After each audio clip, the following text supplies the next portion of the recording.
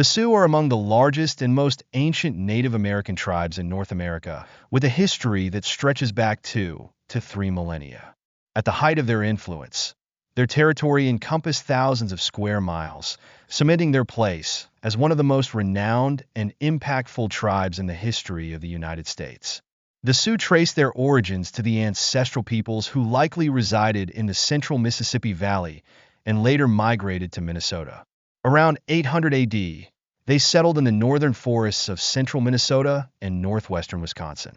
By approximately 1300 AD, they had evolved into a distinct northern tribal society, uniting under the identity of the Seven Council Fires. These fires represented 7 original bands, each defined by kinship, language, and geographic closeness. Today, numerous groups descended from these original bands continue to govern themselves autonomously. The Sioux Nation is primarily divided into 3 major groups: the Lakota, Nakota, and Dakota. While some historians believe the Nakota were historically part of the Dakota, these 3 subdivisions also correspond to the primary languages spoken among the Sioux people. In all Sioux dialects, the terms Lakota, Nakota, and Dakota translate to friend or ally, underscoring the alliances and unity among the bands. Like many other Native American tribes, the Sioux hold a profound spiritual connection to animals, viewing them as relatives. They cherish an intrinsic bond with all living things, plants, animals, spirits, and people, believing that the Great Spirit created and permeates the universe, unifying all existence. A central figure in their spiritual tradition is the white buffalo calf woman, a prophetic figure who served as an intermediary between the Great Spirit and humankind. She introduced the 7 sacred rites and the sacred pipe, key components of Sioux spirituality. These rites include the Purification Lodge, crying for a vision, the sun dance, making of relatives, the female puberty ceremony, the throwing of the ball, and soul keeping. Before the 1600s, the Dakota primarily inhabited the region around Lake Superior, where they gathered wild rice, hunted deer and buffalo, and speared fish from canoes. However, during the 1700s, conflicts with the Ojibwe tribe to the east forced the Dakota to migrate into what is now southern and western Minnesota, which eventually became the territory of the agricultural Lakota and Nakota. With the introduction of horses on the plains during this era, the Lakota and Nakota transitioned from farming to a nomadic lifestyle focused on buffalo hunting. Traditionally, the Lakota and Nakota shared many cultural traits with other nomadic plains tribes. They lived in teepees, wore clothing made from leather, suede, or fur, and traded buffalo products for corn cultivated by agricultural tribes. However, they frequently raided those same tribes, including the Mandan, Arikara, Hidatsa, and Pawnee, leading these groups to ally with the U.S. military against the Sioux in later years. Historically, Sioux communities were organized into camps composed of extended families, fostering a strong sense of belonging and unity. An appointed leader provided guidance, instilling a profound sense of identity and purpose within the camp. This deep connection to community remains a hallmark of Sioux culture. Life in Sioux communities revolved around essential daily tasks, which were traditionally divided by age and gender. Men took on responsibilities such as hunting, warfare, and crafting tools and weapons. When not engaged in these tasks, they participated in trade, councils, ceremonies, and leisure activities like horse racing. Women played an equally vital role, gathering wild resources such as prairie turnips, preparing and tanning hides, cooking, sewing, and creating intricate quill work. They also managed the daily household needs, ensuring the community's smooth functioning. Women were additionally tasked with breaking camp, packing belongings on a travois, and re-establishing the campsite at day's end. Older children and youth often collected firewood and water and cared for horses and dogs. Grandparents and elders contributed by looking after young children and assisting with household duties, passing down wisdom and traditions to the next generation. In Lakota society, polygamy was common, with high-status men often having multiple wives. The Sioux's first recorded interactions with European settlers occurred during the 1600s, when the Dakota Sioux began trading with French merchants, much like other tribes involved in the fur trade. At the time, The French sought to outmaneuver the English in the lucrative North American fur trade. Early trading partners included the Ojibwe, Potawatomi, and Ottawa bands. The first documented encounter between the Sioux and the French took place in the winter of 1659 to 1660, when explorers Radisson and Groseilliers reached what is now Wisconsin. Relations between the Sioux and the Ojibwe were complex. In 1679, the two tribes forged an alliance at Fond du Lac, in present-day Minnesota, through diplomatic efforts. The Ojibwe provided the Sioux with fur trade goods in exchange for permission to expand westward toward the Mississippi River. This peace, which lasted for 57 years, allowed the tribes to hunt together, intermarry, share spiritual practices, and thrive. However, tensions arose as the Dakota Sioux began to resent the Ojibwe's trade relationships with their enemies, the Cree and Assiniboine. The French exacerbated these conflicts by manipulating both sides for their own advantage.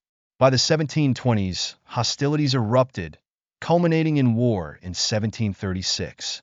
No longer reliant on the Ojibwe for trade goods, the Sioux opposed their continued presence on lands they considered their own.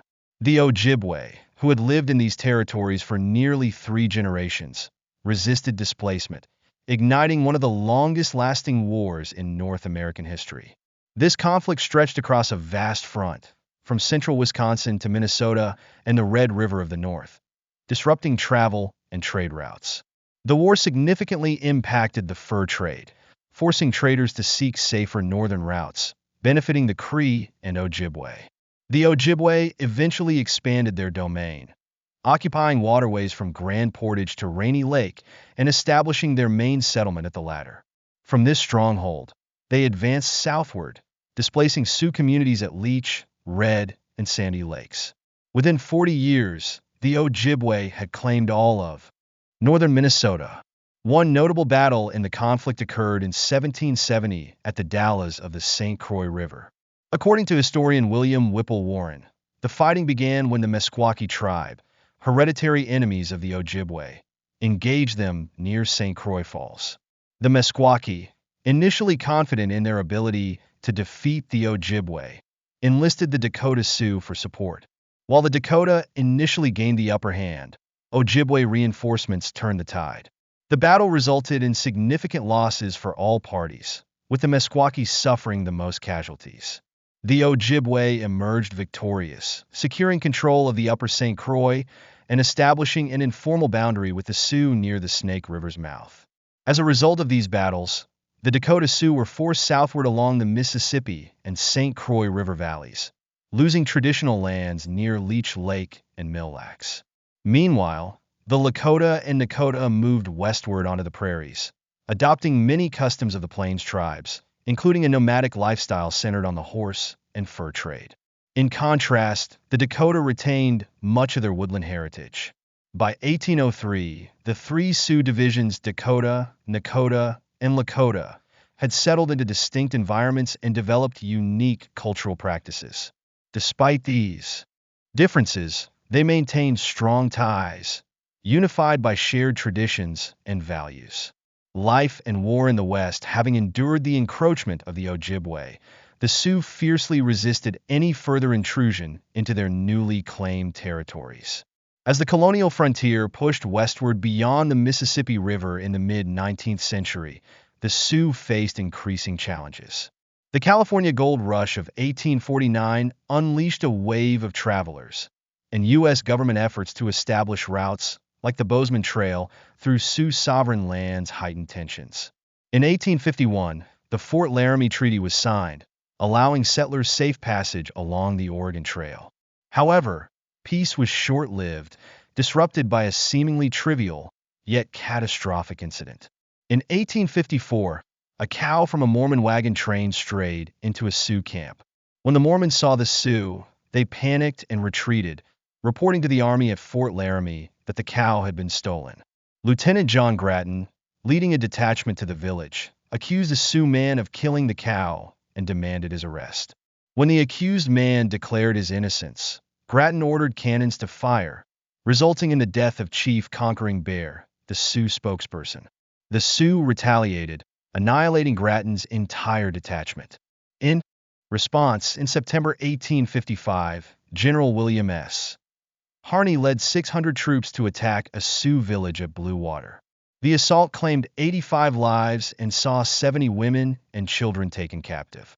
Meanwhile, in the east, Sioux lands faced relentless pressure from settlers, who continually sought to acquire more territory. By August 1862, frustrations boiled over, and the Sioux began raiding settlements and trading posts. Chief Little Crow led attacks on Fort Ridgely, where troops defended the fort with howitzers, reportedly killing up to 100 Sioux warriors. Despite this, the Sioux persisted in their raids, prompting General Henry H. Sibley to march to Fort Ridgely with 1,500 troops. Little Crow managed several successful strikes, but the Sioux ultimately faced a crushing defeat at the Battle of Wood Lake, where U.S. artillery proved decisive. Many Sioux fled to the Dakota Territory or further into Canada, but those who remained faced severe retribution. On December 26, 1862, following orders from President Abraham Lincoln, 38 Dakota Sioux were executed in Mankato, Minnesota, marking the largest mass execution in American history. This grim event underscored the intensifying conflict between the Sioux and the U.S. government. After the Civil War, tensions reignited as a new trail discovered by John Bozeman brought miners and settlers to Montana, once again infringing upon Sioux lands and sparking fresh hostilities. The era of westward expansion continued to erode Sioux sovereignty, propelling the tribe into an era of sustained resistance and hardship. The Bozeman Trail, which shortened the journey westward, cut directly through the prime hunting grounds of the Cheyenne and Sioux. This intrusion led the Sioux to ally with the Northern Cheyenne and Northern Arapaho in raiding settlers and military patrols along the trail. In 1866, Red Cloud and other Sioux leaders met with U.S. Army officers at Fort Laramie to discuss the trail's impact. While some chiefs signed a non-aggression treaty, Red Cloud refused and began preparing for war. The Army, in turn, sought to fortify the trail by reinforcing Fort Reno and constructing 2 additional forts, Fort Phil Kearny and Fort C.F. Smith. That same year, Crazy Horse orchestrated a brilliant deception. He misled soldiers sent to gather wood, directing them into an ambush. When a relief party led by Captain William Fetterman arrived, they too fell into a trap, resulting in the annihilation of all 80 men. This battle, known as the Fetterman Fight, was a crushing blow to the U.S. Army. In response, the military equipped soldiers with breech-loading rifles, which were faster and easier to reload. Despite this advantage, Sioux warriors repeatedly forced the Army to retreat to their forts, inflicting heavy casualties on both sides. Ultimately, with the Transcontinental Railroad nearing completion south of the Platte River, the U.S. government abandoned the Bozeman Trail forts. This concession, formalized in the Fort Laramie Treaty of 1868, met Red Cloud's demand for their evacuation. Once vacated, the Sioux burned the forts to the ground. However, the arrival of the railroad marked the beginning of another crisis. The buffalo, central to the Plains natives' way of life, were rapidly disappearing. Railroad expansion frightened the herds, while soldiers and settlers hunted them in staggering numbers. By the 1870s, both Native Americans and the U.S. government had violated the Fort Laramie Treaty. The construction of a proposed Northern Pacific Railroad brought new settlers to the region, but it was the discovery of gold in 1874 in the Sacred Black Hills, a region promised to the Sioux, that reignited conflict. Sitting Bull and Crazy Horse led Sioux and Cheyenne warriors, while Generals William T. Sherman and Philip H. Sheridan commanded U.S. forces. Tensions escalated when the military ordered native hunting bands to return to reservations or be declared hostiles. In March 1876, Native warriors scored a significant victory at Montana's Powder River, inflicting heavy casualties on U.S. troops. By late spring, the U.S. Army launched a 3-pronged campaign. General George Crook advanced from the south, Colonel John Gibbon from the west, and General Alfred Terry, accompanied by Colonel George A. Custer from the east. On June 17, 1876, Crazy Horse led 700 Sioux and Cheyenne warriors in a series of coordinated attacks against Crook's 1,000-man force, driving them back to their base with numerous casualties. The Sioux and Cheyenne regrouped along the Little Bighorn River in a camp known as Greasy Grass. The encampment housed about 7,000 people, including approximately 1,800 warriors. On June 21st, Major Marcus Reno's scouting party reported the camp's location. General Terry ordered Custer and the 7th Cavalry to intercept the natives while the rest of the army approached from the north. Ignoring orders to wait, Custer launched an immediate attack on June 25, 1876. The result was disastrous. Custer and his entire force of roughly 200 men were killed in what became known as the Battle of the Little Bighorn.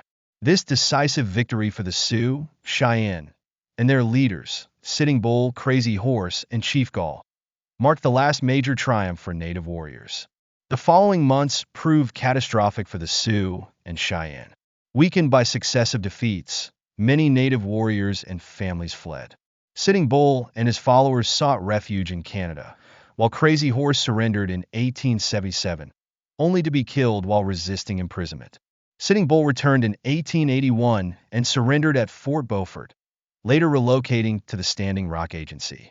There, he was killed in 1890 while resisting arrest. The final chapter of the Plains Wars unfolded that same year with the rise of the ghost dance movement, inspired by the Paiute mystic Wovoka. He promised a vision of renewal, the return of the buffalo, the resurrection of the dead, and the removal of white settlers from the plains. Wovoka preached that the ghost dance, performed with devotion, would bring this transformation. This movement, fueled by desperation and hope, marked the last collective stand of the Native tribes before the devastating events at Wounded Knee closed this chapter of their history. To the impoverished, defeated, and disillusioned Sioux living on reservations, the ghost dance offered a glimmer of hope. Many believed the ghost dance shirts would protect them from the bullets of white soldiers. However, in November 1890, the U.S. government banned the ghost dance on Sioux reservations, fearing it would incite rebellion. Indian police were sent to arrest Sitting Bull, a staunch advocate of the movement.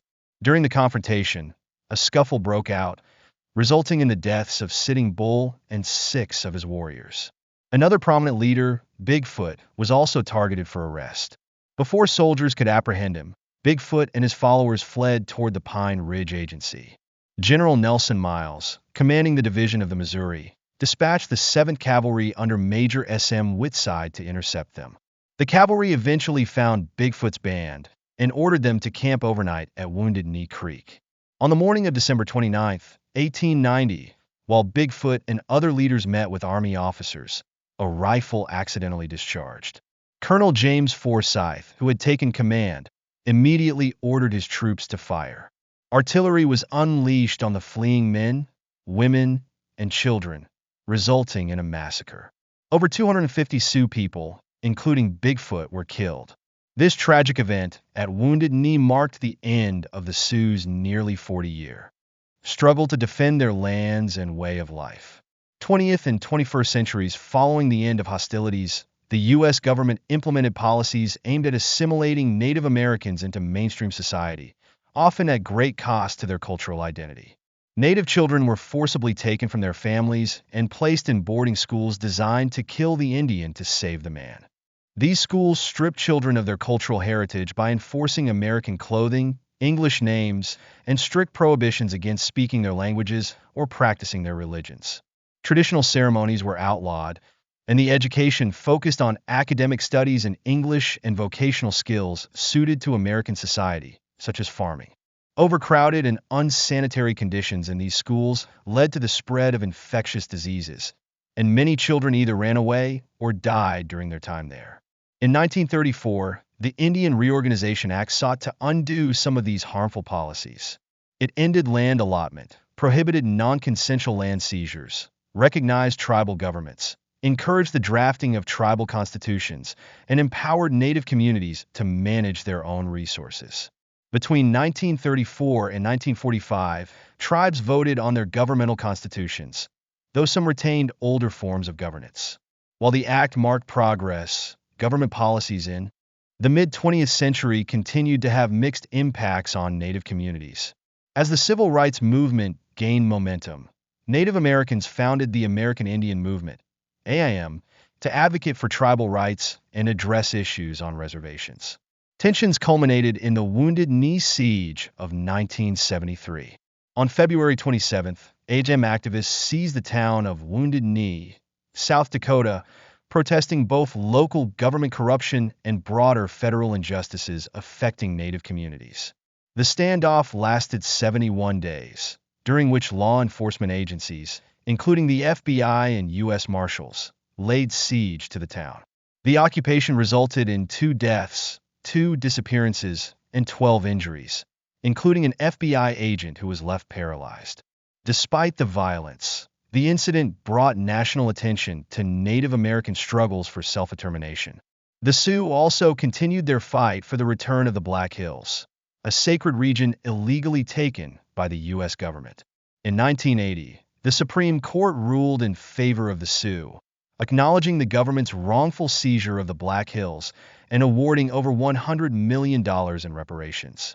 The Sioux, however, refused to accept the money, insisting that the land was never for sale. The compensation fund has since grown to over $1 billion, but the tribes remain steadfast in their demand for the return of the land itself.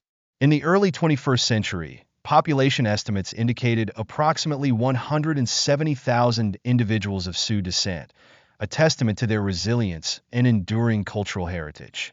Despite centuries of adversity, the Sioux continue to fight for their rights, preserve their traditions, and reclaim their sacred lands. Thank you for watching the video until the end. Don't forget to hit like, subscribe, and turn on notifications so you won't miss any new videos from us. What do you think about today's topic? Leave your thoughts in the comments below. And if you found the video helpful, feel free to share it with your friends and family. We hope you had a great time. See you in the next video with even more exciting content. Make sure to subscribe so you don't miss out.